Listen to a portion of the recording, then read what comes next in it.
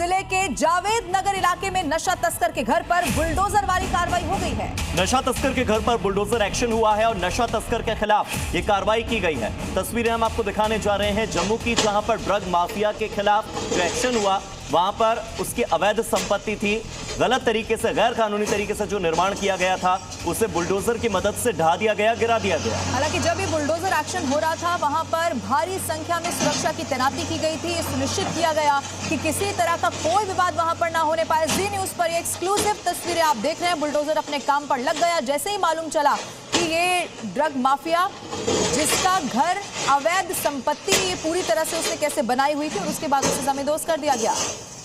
और हमारे साथ हमारे सहयोगी रजत वोरा फोन लाइन पर जुड़ गए। सीधे रजत का रुख करते हैं। रजत, जिसका ये घर, जिसके खिलाफ एक्शन हो रहा है, उस पर क्या क्या आरोप हैं पहले तो ये बताइए, और उसके खिलाफ क्या क्या एक्शन हुआ है वो भी समझाइए।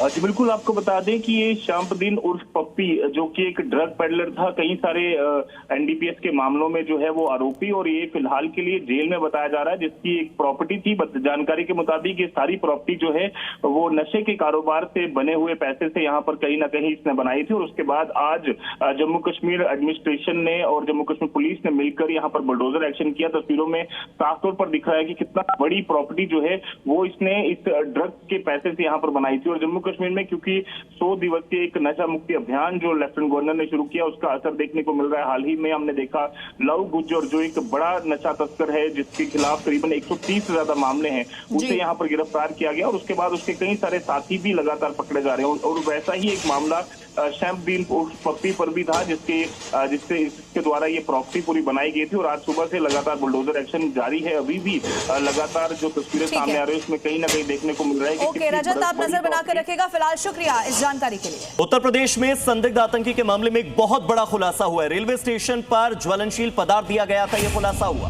आपको ये भी बता दें, लखनऊ के आलमनगर रेलवे स्टेशन पर यह ज्वलनशील पदार्थ दिया गया था। हालांकि पुलिस की गिरफ्त से शख्स अभी भी बाहर है। अंदेशा है कि वो पाकिस्तानी हैंडलर्स के लगातार कांटेक्ट में था, संपर्क में था। बड़ी आतंकी साजिश नाकाम हुई है। तो आलमनगर रेलवे स्टेशन का ये पूरा मामला बताया जा रहा है। ये शख्स कौन है, अभी भी इसकी तलाश की जा रही है। हालांकि देखिए, पुलिस पूरी फोर्स के साथ यही कोशिश कर रही है कि फौरन इस शख्स तक पहुंच लिया जाए। उसकी तस्वीर भी इस वक्त आपको दिखा रहे हैं। यूपी के मामले में देखिए बहुत बड़ा खुलासा हो गया है। तो ज्वलनशील पदार्थ स्टेशन पर दिया गया, और ज्वलनशील पदार्थ जिसकी ओर से दिया गया उस आरोपी पर यह भी आरोप है कि वो लगातार पाकिस्तान के हैंडलर से संपर्क में था। और आइए इससे जुड़ी हुई कुछ और डिटेल इस वक्त आपके टेलीविजन स्क्रीन पर रखते हैं। चूंकि बताया जा रहा है कि आतंकियों की पूछताछ में यह बड़ा खुलासा हुआ है कि देश में आतंकी हमले की साजिश पहले से रची जा रही थी और आतंकियों को ज्वलनशील जो पदार्थ है वो मुहैया कराया गया था। रेलवे स्टेशन पर ज्वलनशील पदार्थ दिया गया, यह बड़ा खुलासा हुआ।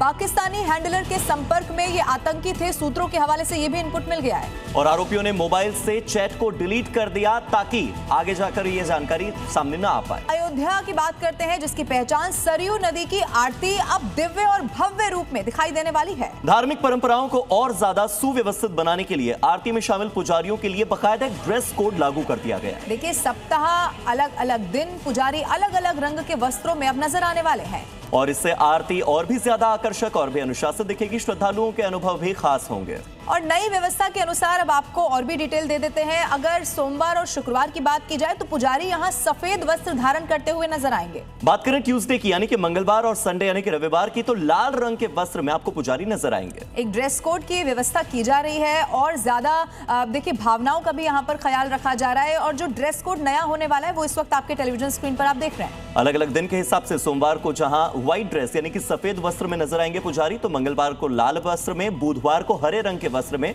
और गुरुवार को पीला वस्त्र पहनेंगे पुजारी। और फिर शुक्रवार को सफेद वस्त्र में आपको ये पुजारी नजर आ जाएंगे। शनिवार इसी तरह नीले वस्त्र और रविवार लाल वस्त्र में ये जो पुजारी हैं नजर आएंगे।